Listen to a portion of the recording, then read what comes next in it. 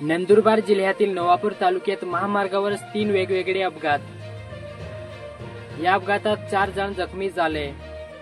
आता नेमके ह्या अपघाताच्या घटना कशा घडल्या ते आता आपण पुढे पाहणार आहोत। पहिला अपघात हा महामार्गावर सोनखाम पुलावर ट्रकचे पुढील टायर फुटून निघून पडल्याने लाकडाने भरलेला ट्रक उलटला। या अपघातात चालक व सहचालक किरकोळ जखमी झाले। महामार्गावर सर्वत्र लाकूड पसरल्याने वाहतूक काही काळ ठप्प झाली। परभणी येथून बाभळाचे लाकूड घेऊन सुरत येथे ट्रक जात होता। हा ट्रक सोनखाम गावाच्या शिवारातील पुलावर आलेला असताना ट्रकचे पुढील टायर फुटल्यामुळे हा ट्रक रस्त्यावर उलटला। त्यामुळे ट्रकमधील सर्व लाकूड रस्त्यावर पसरले।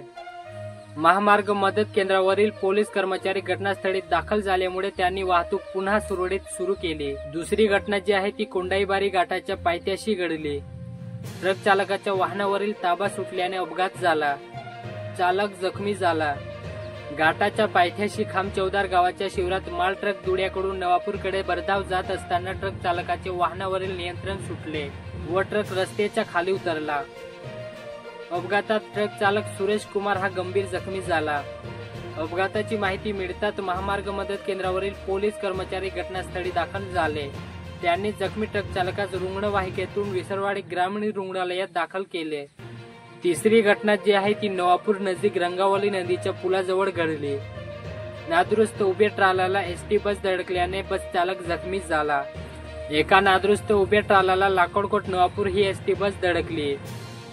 बसच्या ब्रेक न लागल्यामुळे पुढे उभा असलेल्या ट्रालाला मागून धडक दिल्यामुळे बसचे मोठे नुकसान झाले।